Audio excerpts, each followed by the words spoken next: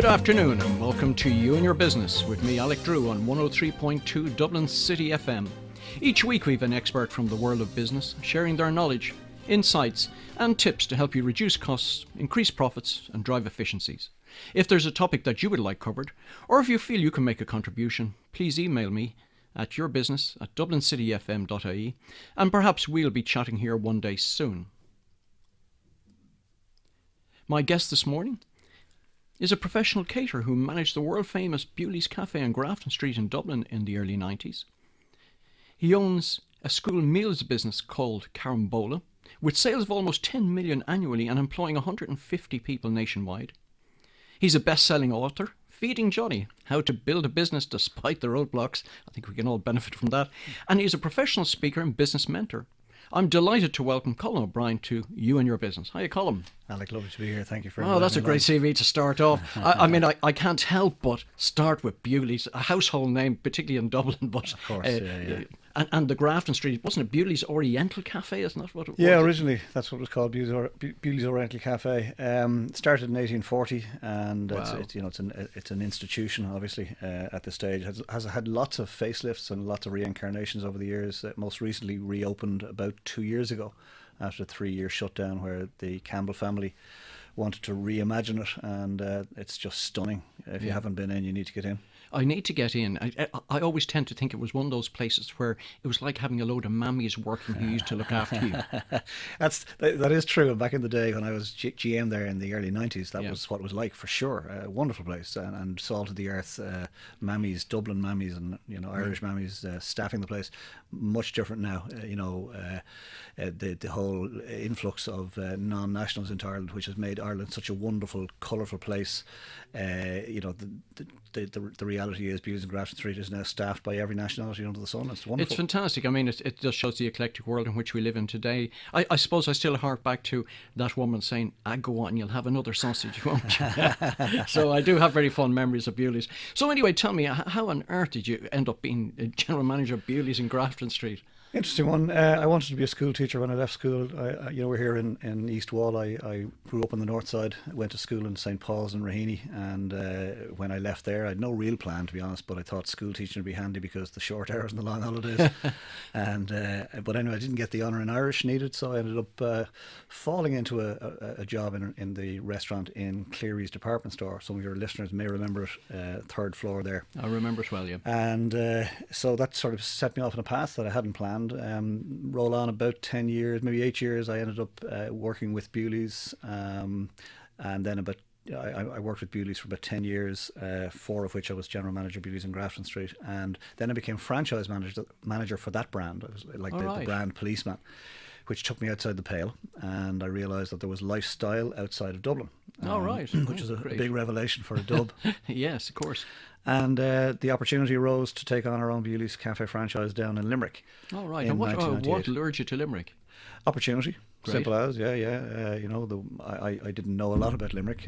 Knew nobody there, to be honest, except for the franchise owners. And but there was opportunity. I had arrived at that point in my career that it was time to move on and bet on myself as opposed to working for the paycheck. And so we up sticks and headed off down to Limerick, down the N7, the Nace Road as it was at the time. And we had it's been a very interesting journey since. Yeah, tell me this. So when you say we upped it sticks, who is we? Myself and Aideen, and our 2 kids at the time. Right. So that's a bit of a sort of traumatic shift for everybody to move down to. Yeah, but I think we were all ready for it. I remember our son Stephen. He's 26 now, but he was 5 at the time, and we were there for about 2 weeks just getting set up. And he said, "Right, when are we going home?" Yeah, I love children for their honesty. Yeah. So anyway, you've arrived in Limerick. You've taken over one of the franchises. What was that like in terms of having managed the brand up to that? This should have been quite, I won't say easy, but... it's a good point. I was very well versed in the brand, having managed the flagship store for so many years and having been the brand policeman, if you like. And it wasn't a case of being gamekeeper turned poacher. Right. No. I actually decided that if it was going to go down... And the reason I took a brand, by the way, I was very, very experienced in catering at that point, so it could have been Colm O'Brien's Cafe, but I believe in brands. I believe in the power of brands. So we took on the Bewley's brand, and we made a very good fist of it. It was a very credible Bewley's experience, based on my experience and based on the wonderful team we had in Limerick at the time, and of course the infrastructure itself. It was a fine cafe on the pedestrian street in Limerick called Cruiser Street. And that lasted for a while, and things were on the up for around the turn of the century, and then very quickly they turned. A perfect storm hit. Right. And yes, and the perfect storm, a tsunami more than just a storm, I think, hit. And so where did you find yourself then at that stage? I mean, what were the first signs to you that problems were starting? Well, I do call it a perfect storm. You alluded to the fact that I wrote a book called Feeding Johnny, How to Build a Business Despite the Roadblocks, and I chronicle all of this in the book. But basically, things began to change around the turn of the century. There was a very definite shift in customer eating habits. Right. The millennials wanted stuff, wraps and paninis and lattes and cappuccinos. And back in the day, of course, you might remember this, Alec, there were only two coffees in Ireland. There was black or white. Yeah, that's it. Yeah, right. Of course. And Bewley's was famous for its black or white coffee, and it was famous for its bacon, egg and sausage, and its real butter, and its brown bread, and its mugs of tea, and all that type of stuff. But the millennials wanted something different, and Bewley's truthfully wasn't credible in that space. All of a sudden they began to vote with their feet and go to these startup cafes, and of course the birth of the service station, and food on the dashboard dining, food on the hoof was all coming on. So the bottom line was our business began to take a slow decline around the turn of the century, and then a couple of things happened. First was foot and mouth disease. You might remember that. Yes, I do. My goodness, had a huge impact on the regional cities and towns, because the people in the hinterlands were told don't go into the cities or towns, and they didn't. Wow. So our business literally dropped 20% overnight, and that was the second problem: falling sales, and then an overnight, like somebody turned off the tap, yes. And it trickled down to about 80%. And then 9/11 struck later that same year, and the Americans never flew back into Shannon, and of course Limerick, it was dependent on Shannon for quite a bit. Absolutely, yeah. So the tap stayed off, if that makes sense, yeah, and so our business never recovered. But the final nail in our coffin was what I refer to in my book as the fecking Celtic Tiger. Hope you don't mind me saying that, but the fecking Celtic Tiger. No, we can do that. Because the fecking Celtic Tiger, the madness that was the Celtic Tiger, drove paper values of properties, not real values, paper values of properties through the roof. And our rent for a coffee shop, right, in Limerick, which was Ireland's third city, yes, our rent went up to €1,000 a day. Wow! You have to be selling a lot of coffees and sandwiches too. The reality is you couldn't sell enough coffees or sandwiches to cope with €1,000 a day rent, and but that was the madness of the Celtic Tiger, and that was it. Game over, despite all the hard work, despite us providing a very credible Bewley's experience in Limerick. Yes, I have a similar story, not based in Limerick, but I know your pain. I can feel it all right. And yes, the madness of the Celtic Tiger, it just ran amok and destroyed so much in one time. Yeah. So I mean, managing out of a business is a challenge.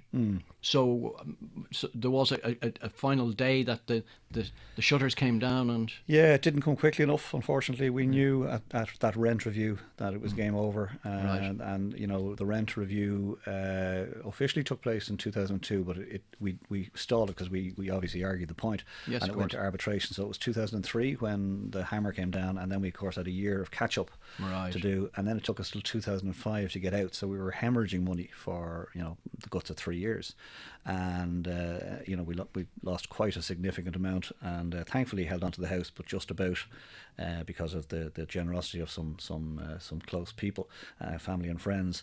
But it was a tough time, and we didn't. Nobody gets into business to fail. That's for sure. Certainly not. No. But I do think, having failed, it was probably my worst nightmare that a business might fail, and now having failed, I feel I could cope with almost anything. I wouldn't like to fail again. Yeah, if you're just joining us, you're listening to me, Alec Drew, on 103.2 Dublin City FM, where my studio guest is Colm O'Brien, founder of Carambola and the Sounding Board, sharing his knowledge on business support mechanisms and also business knowledge on how to survive out there. An amazing story so far. We were just talking about your experience down in Limerick. What were the lessons you sort of, if you were to take a couple of lessons from your experience down in Limerick, in terms of closing? You identified one as there was kind of a stalling process while you were trying to get the rent renegotiated. Would you have done anything different on that at all? Yeah, I think the reality is we tend to put all of our eggs in one basket, and it sort of makes sense. We're human beings, and we tend to expect that everything will work out. I'm not trying to be a harbinger of doom, but I think we should be aware that something, in our case, a perfect storm put us out of business. It wasn't that we weren't working hard, it wasn't that we weren't doing the right job, but the marketplace changed. So I think if I was to go back again, I think I'd be open to more opportunity sooner. I think I would have a foot in more than one camp.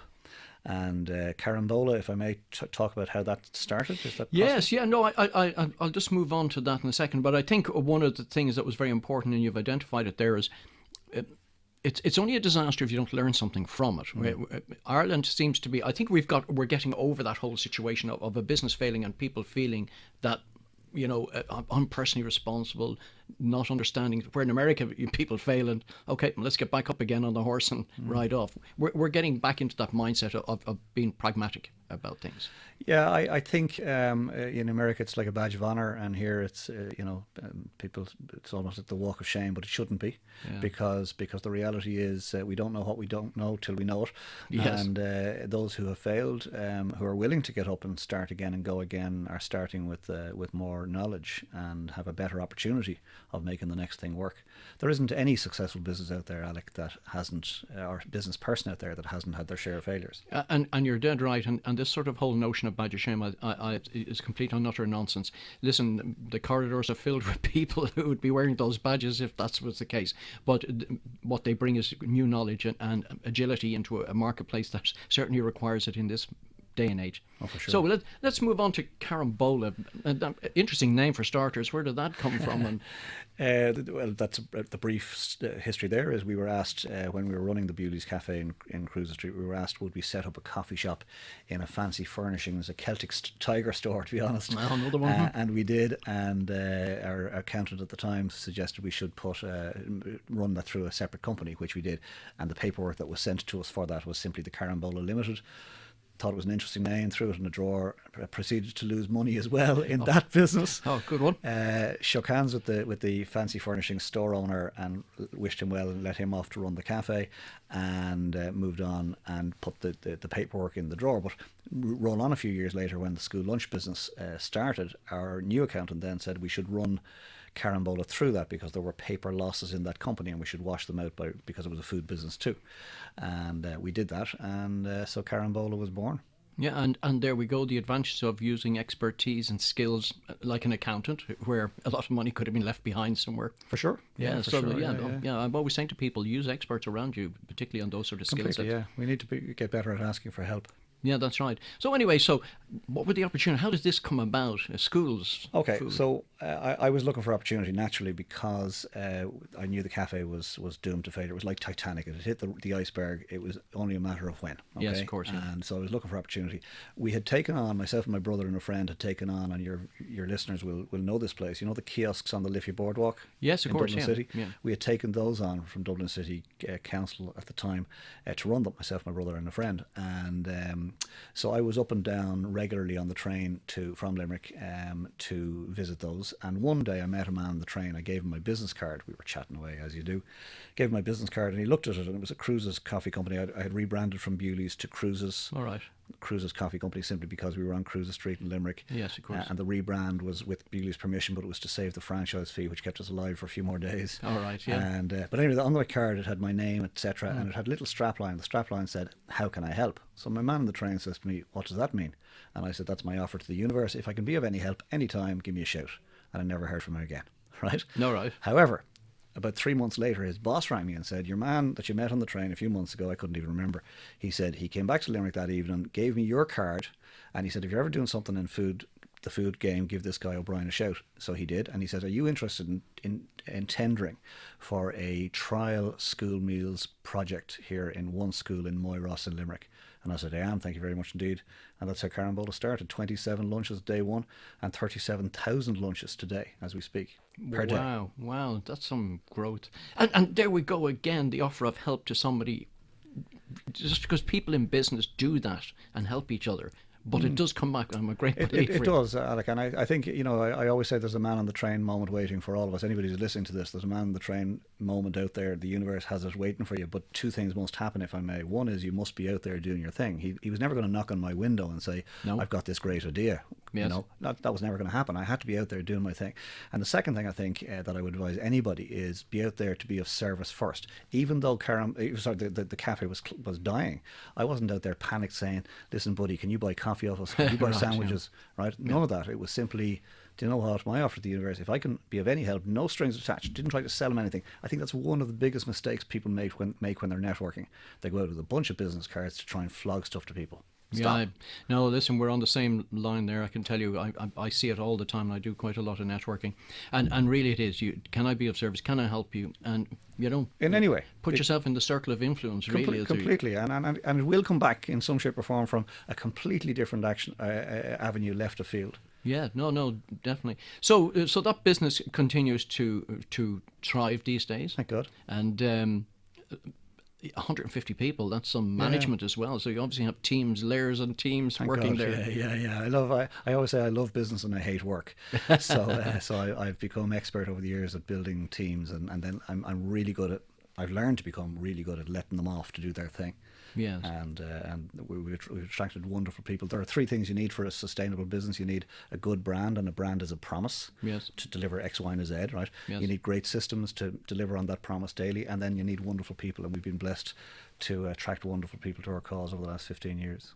Well, certainly your time served with Bewley's obviously have served you well in terms of understanding the value of a good brand around you, and then putting that culture and bringing that culture to the people and instilling it within them For sure. to deliver service. If you're just joining us now, you're listening to me, Alec Drew, on 103.2 Dublin City FM, where my studio guest is Colm O'Brien, founder of Carambola and the Sounding Board, sharing his knowledge on his business experience. And wow, we're getting some great lessons here.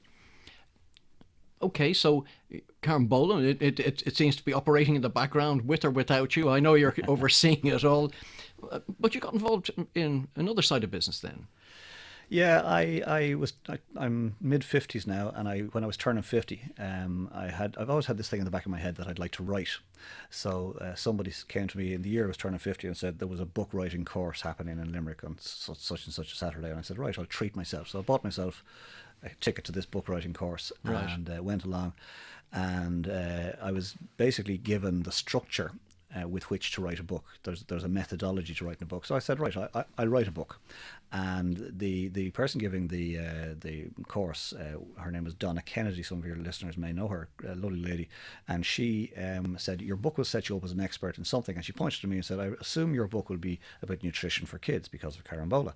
And I said, I don't know enough about nutrition for kids. We've got people on the team who do that. But I'll tell you what I do know. I know about the failure of my first business. Yes, of course, and the rising from the ashes. So I wrote a book called Feeding Johnny: How to Build a Business Despite the Roadblocks. Feeding Johnny is a term we use in Carambola to make sure we do the job right. We feed Johnny every day, but there's 37,000 Johnnies out there. Yes. But the reality is every lunch is important. Every child is important. So when I wrote the book, people began to read it, which sort of surprised me. And then people began to make contact and say, listen, do you see that in chapter 4? I'm going through that in my business. Would you talk to me about that? And I realised that it had opened up an opportunity for me to be, with my experience, to be a business mentor to the SME sector. And so that's what the Sounding Board is. Oh, fantastic. And tell me more about the Sounding Board. How is that progressing, and where are you with it at the moment? It's progressing very well. It's if you like, a sideline, because Carambola is the day job.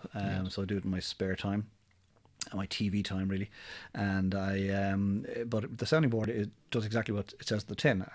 The name the Sounding Board came when I went to meet a prospective client, and she said to me, right, O'Brien, she says, what will you do for me if I hire you? And I said, I'll be your Sounding Board. It's your business. You'll tell me where you'd like it to go. You'll tell me where it is now, and then we'll bat back and forth some ideas, but it'll always be based on my experience. I don't have a college background in this stuff. I've just got tons of grey hair, wrinkles, and experience.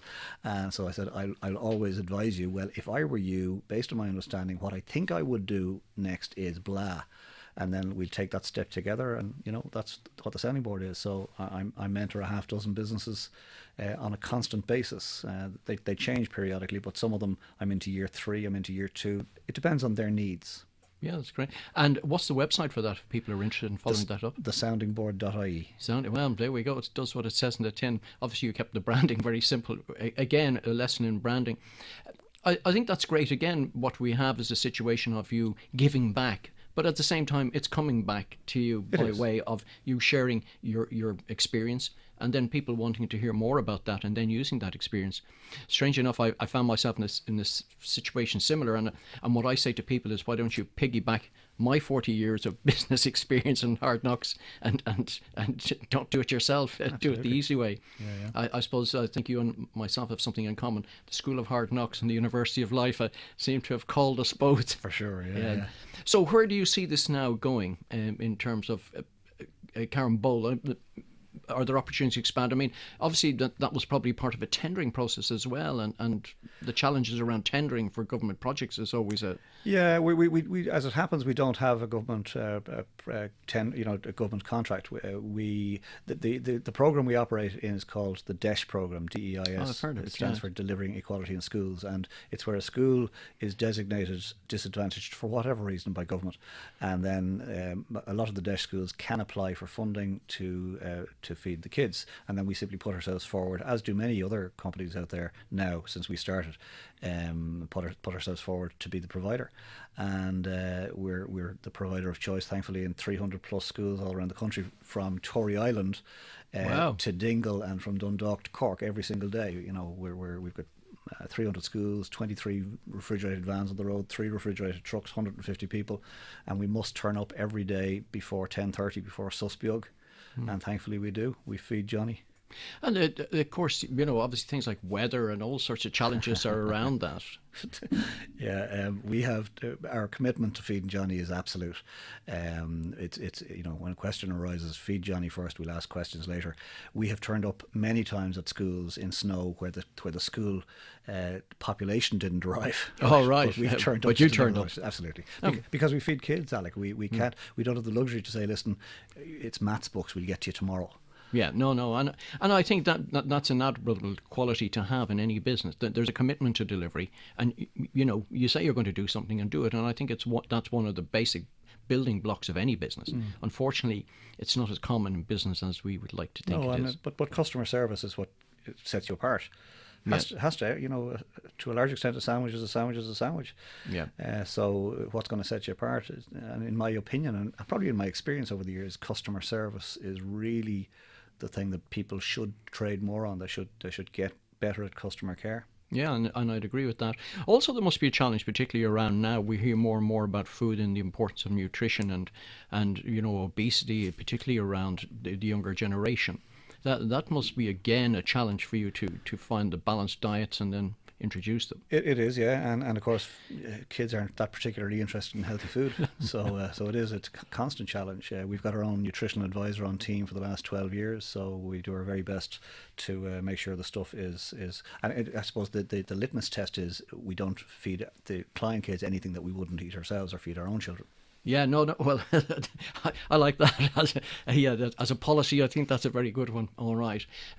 Obviously, you get some pushback from the children, and there's feedback in that. But you have to, again, you walk a fine line between getting the balance right, which again it means about being agile and, you know, having to listen to what's happening on the ground. Yeah, our business is dictated by 7-year-olds, and they're not always the easiest to please. No, of course not. Of course not. So, what for you now, Colm? You know that okay, you've got Carambola, you've got the sounding board. What else have you got still in you that you want to? Well, look, you know, Carambola is great. 15 years on the go. We're breaking into hot food now. We were asked by the department, by the minister, Regina Doherty, actually, to head up a proof of concept project for her, which we're in the middle of. It'll run to the end of June this year, where we can provide hot food for the first time in a school, in a primary school where there's no canteen facility. So we're doing that at the moment and learning lots of lessons around that. We're also looking at other markets. School meals is great, but you know, to a large, our business shuts down effectively for the summer, for Easter, and for Christmas. So Yes, of course. That's not in today's day and age. That's not the right place to be. So we've had a conversation with some of the multiples to see might we be able to provide some sandwiches to them, etc. The sounding board is interesting. I'm in the market for some businesses, but the business has got to be of interest to me, and it's got to be of reasonable size. Ideally, the business is either heading for its first million in turnover, or in the 1 million to 5 million bracket. They're the clients I'm looking for, who are interested in having an experienced set of eyes and ears work with them. And I've got a blog which goes out every Sunday called Coffee with Colm, which is written version. It's video and podcast. All right. Which might be of interest to some of your viewers. And it's business and life. One thing I've learned over the years, Alec, is your business can never outgrow you. Well, that's true. So we have to keep growing as individuals if we want our business to grow.